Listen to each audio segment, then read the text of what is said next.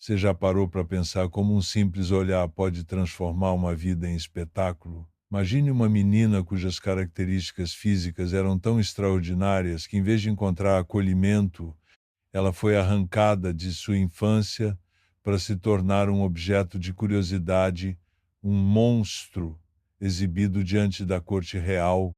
Exclusão, espetacularização e a negação de sua dignidade definiram não apenas seu destino, mas também revelaram a face mais cruel de uma sociedade que tratava o diferente como mero entretenimento. Mas quem era essa jovem antes de ser encurralada pelo rótulo? Qual foi o impacto de ter sua identidade arrancada, substituída por um epitáfio de escárnio? Neste roteiro, vamos mergulhar na história de Maria Bárbara Askin e desvendar os mecanismos que fizeram dela mais do que um corpo curioso, um aviso sobre o quão urgente é exercermos a empatia antes de julgarmos pela aparência. Prepare-se para caminhar por memórias de uma infância interrompida pelas salas opulentas da corte, onde a arte e a medicina se uniram para transformá-la em prova de estranheza, e, por fim, chegaremos a reflexões que ecoam até hoje, como olhamos para o outro e, sobretudo, como podemos resgatar a dignidade de quem a perdeu. Vamos começar. No coração de uma aldeia banhada pelo sol do sul da Espanha, Maria Bárbara cresceu cercada pelo perfume adocicado das amendoeiras, em flor, e pelas vozes animadas das crianças que pulavam sobre pedras quentes. Desde muito nova, ela descobriu uma paixão simples: colher figos maduros e observar as libélulas dançarem sobre as poças deixadas pela chuva. Sua família vivia com a rotina tranquila do campo, o pai cuidava do olival, a mãe preparava o pão caseiro e os irmãos mais velhos partilhavam risadas nas tardes preguiçosas. Ali, a identidade de Maria Bárbara era tecida em conversas à sombra da velha figueira, onde cada pequeno gesto se transformava em história. Mas havia algo singular em seu corpo: ossos mais largos, estatura que superava a média, mãos longas como galhos e um porte que escapava ao domínio dos olhos treinados no ordinário. Para as crianças, isso era apenas motivo de fascínio. Como é ter braços tão grandes? Perguntavam correndo para medir com olhos curiosos. Para os adultos, porém, a diferença carregava um peso mais grave. Murmuravam em voz baixa sobre anormalidades e fenômenos, palavras que soavam estranhas nos ouvidos infantis, mas que ali plantavam a semente de uma exclusão silenciosa. Ainda assim, nos primeiros anos, nem a leviana fofoca da vila conseguiu congelar o sorriso de Maria Bárbara. Ela via no espelho não algo a ser temido, mas uma aventura única a ser vivida. A transição abrupta aconteceu numa manhã iluminada, quando cavalos relincharam em frente à casa dos Askin, interrompendo a cantoria dos galos. Dois oficiais da corte chegaram escoltados, trazendo na bagagem o peso de decretos silenciosos. A menina seria levada a Madrid, a convite do rei Filipe IV, para estudo e entretenimento da nobreza. Aos pais restou apenas a dor contida nos olhares e as mãos vacilantes ao entregar a boneca de pano companheira de incontáveis confidências. Maria Bárbara, vestida com um simples vestido de algodão, subiu na carruagem com os olhos marejados, apertando contra o peito o único laço que restava com o lar. Foi ali que ela compreendeu, pela primeira vez, o significado cruel da espetacularização, ser transformada em espetáculo sem que houvesse escolha ou voz. Durante a longa viagem até a capital, pelas estradas esburacadas e cheias de poeira, Maria Bárbara viveu um entrelaçar de emoções. Sentia um misto de orgulho e medo. Afinal, ser escolhida pela corte parecia uma honra exagerada, mas as lembranças dos cochichos e olhares de espanto apertavam-lhe o coração. À noite, quando as estrelas surgiam sobre a carroça, ela abraçava a boneca e imaginava se ali havia um espaço para girar livremente como fazia no quintal de casa.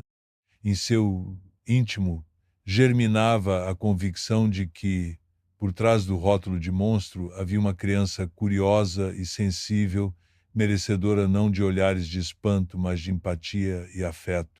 Ao chegar a Madrid, os salões resplandecentes da corte a receberam com tapetes vermelhos e capas suntuosas. Os servos a conduziram a um quarto de paredes espelhadas que duplicavam sua imagem em reflexos infinitos. Sentiu-se menor do que nunca. Em cada espelho descobriu não só seu rosto e corpo, mas também a expectativa de quem olhava. Médicos tomando medidas, artistas esboçando traços, cortesãos cochichando teorias e apostas. Ela, antes livre para correr sob o sol do campo, agora via sua dignidade ameaçada por olhares que a viam apenas como curiosidade. Ainda assim, sob aquele peso absurdo, florescia uma força interior, a determinação de permanecer, ao menos para si mesma, mais do que um objeto de interesse, uma pessoa inteira, com memórias, sonhos e alma.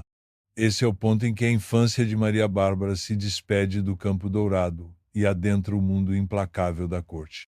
Foi ali, entre o silêncio das cortinas pesadas e o murmúrio dos piedosos e curiosos, que ela passou a moldar uma identidade própria, resistindo à tentação de aceitar o rótulo imposto. Mesmo no isolamento forçado, guardou na memória o riso livre dos amigos de outrora e a sensação reconfortante do calor humano. Essas lembranças seriam seu refúgio quando a espetacularização se tornasse mais intensa e mais tarde o combustível para lembrar lá de que nunca foi de fato um monstro, mas sim uma história viva de resiliência e dignidade. Quando a carruagem de Maria Bárbara atravessou os portões de pedra da corte de Filipe IV, ela mal imaginava o turbilhão de olhares e cochichos que a aguardavam. As tapeçarias luxuosas e os vitrais coloridos criavam um cenário quase teatral, mas para ela cada corredor parecia um palco preparado para sua espetacularização. Assim que desembarcou, foi envolta por mantos de veludo que não a protegiam do frio, mas sim da escassa empatia dos cortesãos, ávidos por registrar cada centímetro do seu corpo como se fosse um enigma a ser desvendado. Logo chegou o veredicto não dito: é um monstro. O termo corria solto nos lábios dos mais curiosos, transformando o seu nome num sussurro que se espalhava pelos salões. Em vez de boas-vindas, Maria Bárbara ouviu perguntas invasivas. Quantos palmos mede sua altura? Como é o peso dessas mãos? Médicos de batas brancas afirmavam examinar um caso singular, mas não havia em seus gestos um pingo de respeito, apenas instrumentos de medição e notas em papel, como se anotassem as medidas de um objeto de museu. Aquela etiqueta cruel travava a sua identidade numa caricatura. Não mais menina, mas curiosidade ambulante. Nas primeiras cerimônias reais, ela foi colocada a um canto, sob luz especial, enquanto as damas e os cavaleiros a observavam como se estudassem uma pintura viva. Alguns riam de maneira contida, outros trocavam olhares apreensivos como se estivessem diante de algo inatingível. Ninguém se preocupava em olhar nos olhos de Maria Bárbara, seu sorriso hesitante era ofuscado pelo brilho dos anéis e das joias que adornavam as mãos dos nobres. Em vez de partilhar algum gesto de aconchego, sussurravam entre si sobre apostas e apostas. Até onde vai essa diferença? Perpetuando a exclusão tão fria quanto o mármore dos salões. Por trás das portas trancadas do quarto que virou seu abrigo, ela sentiu o peso da solidão. Entre convites para exibições e retratos oficiais, sobressaía uma verdade dolorosa. A corte não queria acolhê-la, mas sim manter lá como espetáculo. E mesmo diante de tamanha frieza, Maria Bárbara descobriu a força de sua própria dignidade. Ao fechar os olhos, lembrava das conversas suaves sob a figueira do vilarejo e das mãos carinhosas que rompiam a ideia de monstro. Essas memórias, guardadas como tesouros, nutriam-lhe a esperança de que sua essência ia além dos olhares incrédulos. Foi também ali que, pela primeira vez, ela ousou questionar as figuras de autoridade. Por que medo do que eu sou? A pergunta, pronunciada em voz baixa, soou como um eco no grande salão vazio. E por um instante toda a pompa real pareceu hesitar, como se a verdade de Maria Bárbara fosse uma lâmina afiada no véu da hipocrisia. Nesse momento ela percebeu que o rótulo de monstro já não cabia mais, não por rebeldia, mas pela simples constatação de que a identidade não se mede em centímetros, nem se encerra em etiquetas. Assim, entre festas barrocas e exames médicos, Maria Bárbara começou a redefinir sua presença. Nem monstro, nem objeto. Passou a responder com serenidade aos que ousavam perguntar sobre sua aparência e até a ensinar aos cortesãos um pouco da sua história da liberdade do campo às árvores floridas. Cada palavra, cada lembrança compartilhada era um ato de resistência, um lembrete de que a verdadeira desigualdade não vinha de ter um corpo diferente, mas de quem negava à diferença o direito à empatia e ao reconhecimento da dignidade intrínseca.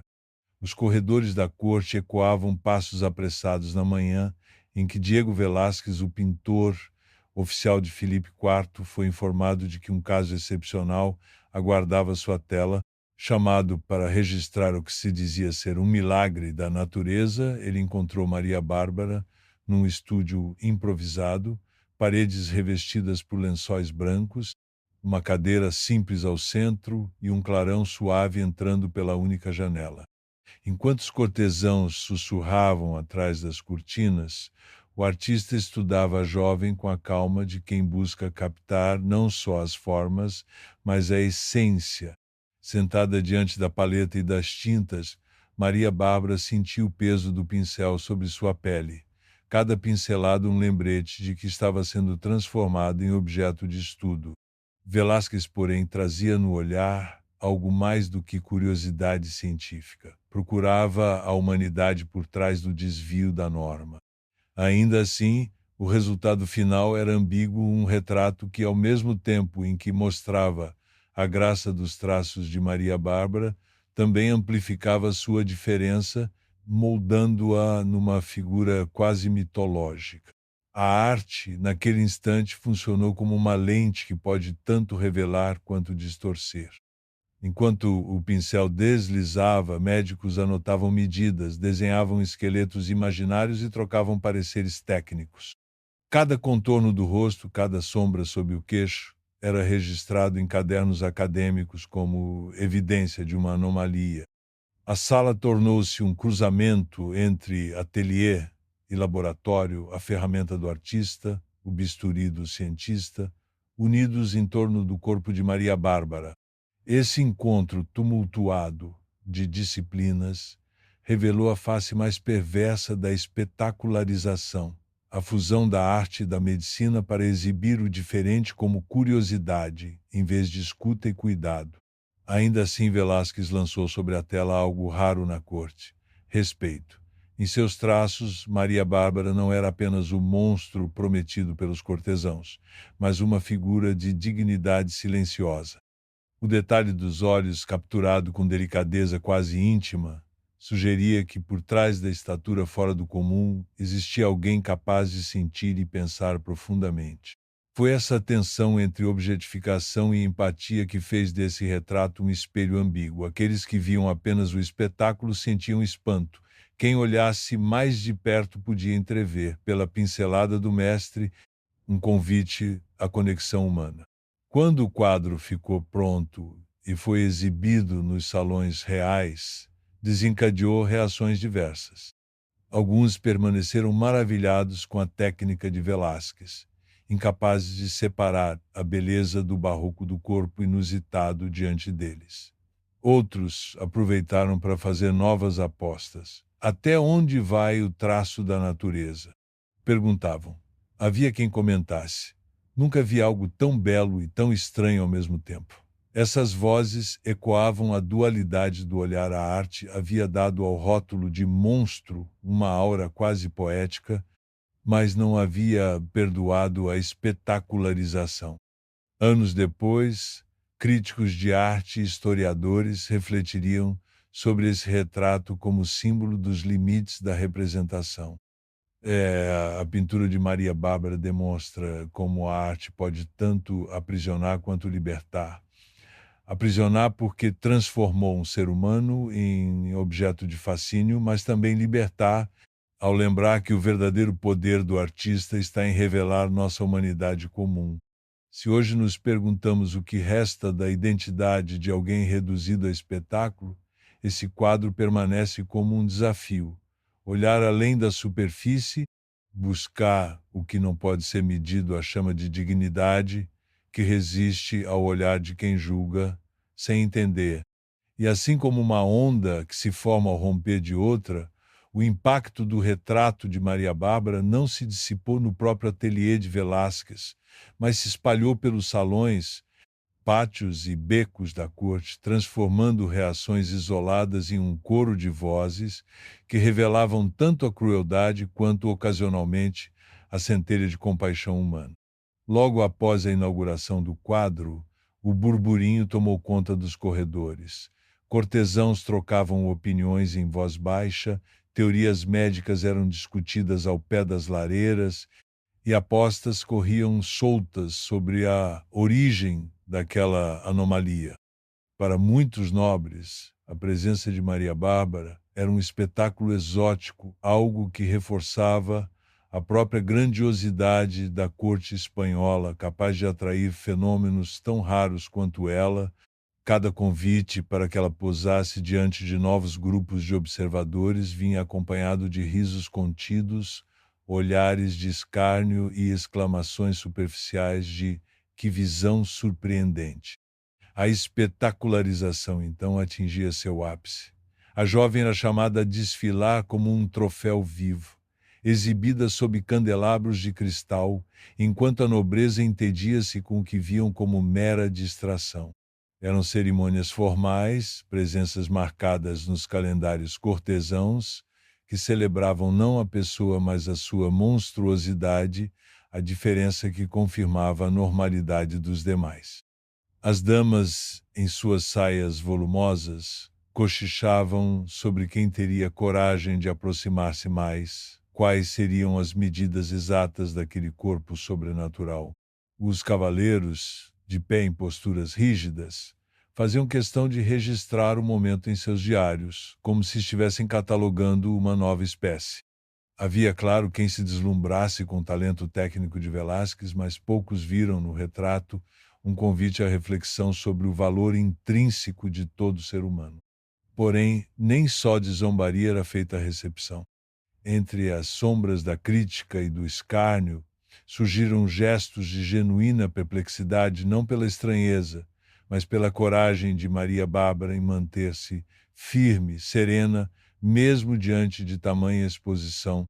Alguns poucos cortesãos, tocados pelo olhar profundo que Velázquez captara, demonstraram hesitação antes de rir. Outros buscaram aproximação sincera, perguntando sobre suas origens, sua infância no campo e escutando suas histórias com curiosidade genuína.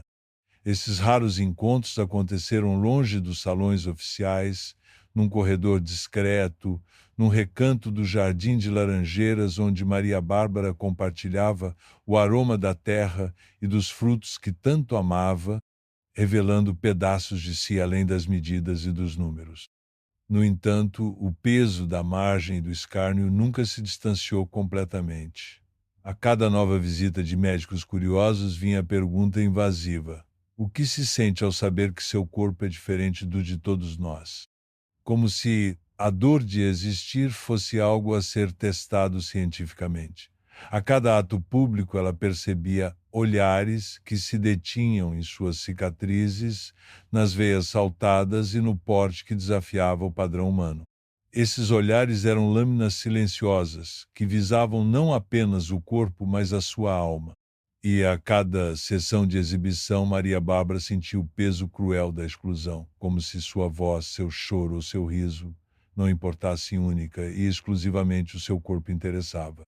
Na plateia de curiosos, uma mistura de nobres, estudantes de anatomia, artistas de passagem e curiosos de todas as partes da Europa, cravava-se a sensação de que, para entender o mundo, bastava separar o normal do anormal. Essa divisão reforçava hierarquias sociais e científicas. Quem podia olhar definições ria a ordem natural, e quem era observado aceitava, muitas vezes em silêncio, o papel de mero objeto. Ainda assim, sob o brilho das tochas, algumas vozes ousavam questionar: quem é verdadeiramente o monstro aqui, aquele que difere em traços físicos, ou quem ri da dor alheia por mera distração? Essas perguntas surgiam como sussurros, quase inaudíveis, mas capazes de criar fissuras na indiferença da corte. Por trás das portas pesadas do palácio, o público letrado, universitários, médicos e filósofos que circulavam nos salões, discutia ensaios sobre o caso Askin. Alguns buscavam explicações biológicas, catalogando ossaturas e função das articulações. Outros, mais sensíveis, redigiam cartas e ensaios poetizando o retrato de Velázquez, bendizendo a beleza que se escondia sob o estigma.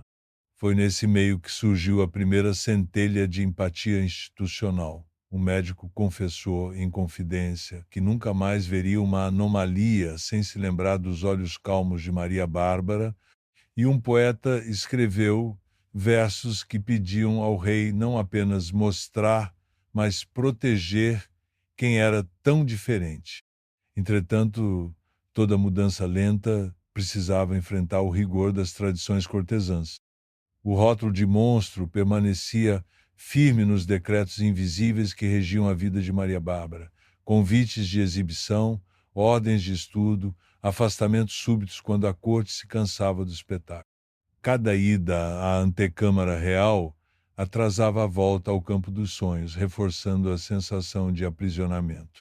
Mesmo aqueles que, em segredo, a admiravam, sentiam-se impotentes diante das convenções, sabiam que para romper o ciclo seria necessária uma revolução não apenas de olhares, mas de corações. E foi nesse movimento contraditório entre o escárnio público e o despertar de sensibilidade em alguns poucos que se formou o dilema central da história. Enquanto a maioria via em Maria Bárbara um espetáculo passageiro, ela, com cada gesto sereno, cada palavra contida, convidava a todos a repensar o valor de cada vida fora dos padrões. A corte, que sustentava sua grandiosidade com festividades e exibições, começou a sentir, como uma ferida exposta, o desconforto de se ver confrontada pelo próprio espelho que Velázquez providenciara. Afinal, no retrato, não havia monstros, havia apenas humanidade. Enquanto o murmúrio das cortesãos ganhava força, a vida de Maria Bárbara seguia um caminho de contrastes cada vez mais marcantes.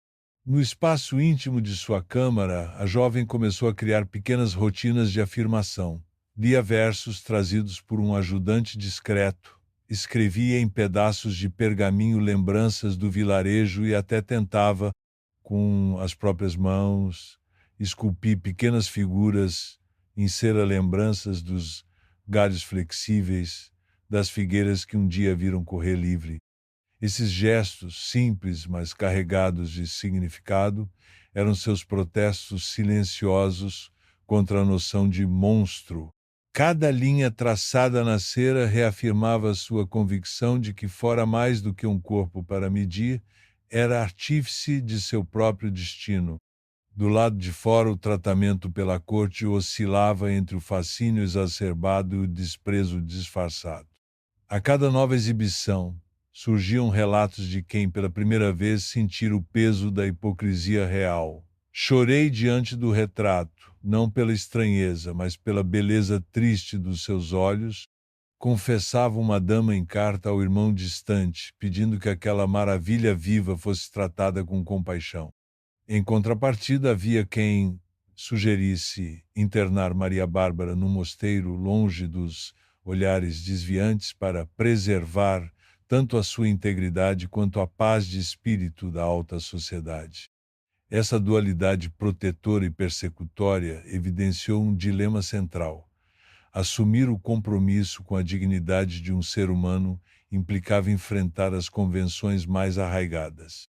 E foi justamente desse embate que brotou o primeiro gesto público de solidariedade. Um pequeno grupo de estudiosos, encabeçado por um médico de nome Dr. Rodrigo de la Vega, apresentou ao rei um memorial solicitando que Maria Bárbara recebesse uma pensão vitalícia e acesso a um tutor particular, assegurando-lhe elementos mínimos de autonomia e aprendizado. Seu argumento, surpreendentemente vigoroso, remetia ao princípio cristão de amar o próximo como a si mesmo, lembrando que toda vida, por mais incomum que pareça, carrega em si uma centelha divina. Filipe IV, diante de tamanha eloquência, acabou por sancionar o pedido, oferecendo à jovem um quarto mobiliado com livros, instrumentos de desenho e objetos pessoais. Não era a liberdade total do campo, mas foi o primeiro gesto real que reconheceu sua identidade além da mera curiosidade. Apesar desse avanço, o eco da espetacularização nunca se calou por completo. Ainda se viam cortesãos organizando encontros só para estudo, um eufemismo para prolongar as exibições, e mercadores intrigados pedindo licenças especiais para comercializar estampas do retrato. Maria Bárbara aprendeu então a lidar com a tensão entre ser objeto de curiosidade e reivindicar seu espaço como indivíduo. Passou a escolher com delicadeza quais relatos de sua vida compartilharia, poupando-se de perguntas que violassem sua intimidade. Na escrita e na fala, encontrava o poder de narrar sua própria história, transformando a espetacularização forçada em afirmação de autonomia.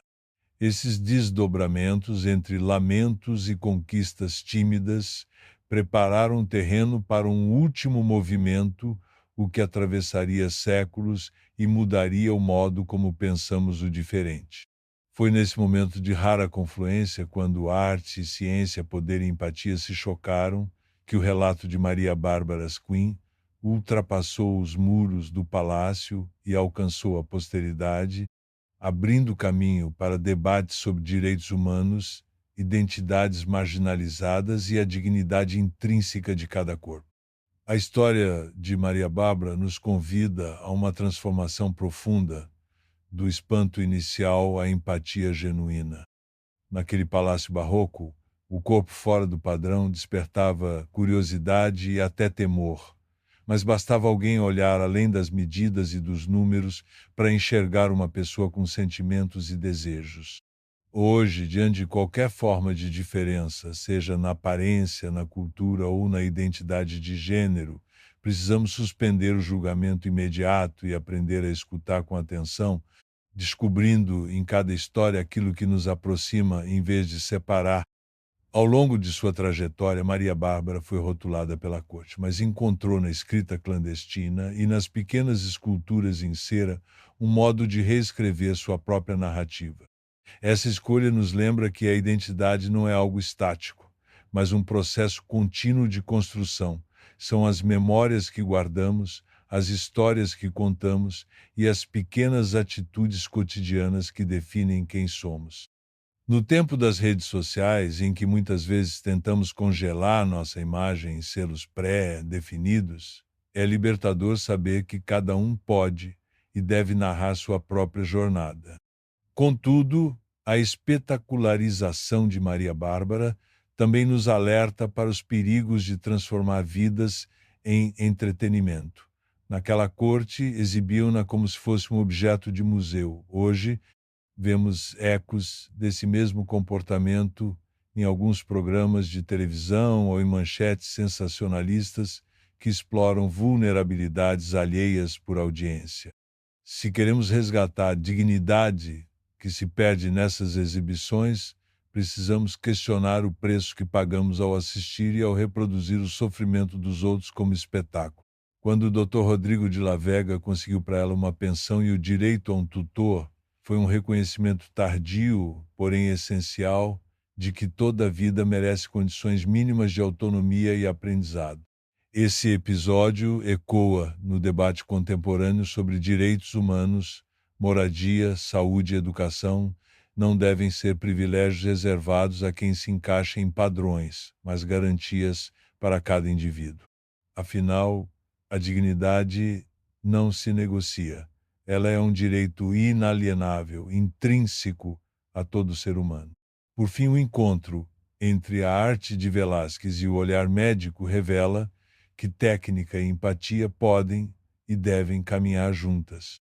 Se o pincel do pintor deu forma a uma imagem capaz de humanizar Maria Bárbara, foi porque ele buscou, mesmo que timidamente, ultrapassar a frieza dos estudos anatômicos. Hoje vemos esse diálogo renascer em documentários sensíveis, em fotografias que celebram a diversidade e em projetos sociais que unem pesquisa e cuidado. Cada gesto de solidariedade, cada palavra de acolhimento é um passo para construir uma cultura em que o diferente deixa de ser objeto de curiosidade e se torna motivo de celebração. A vida de Maria Bárbara Skin não termina nas páginas da história do século XVII, ela pulsa em nossas escolhas diárias.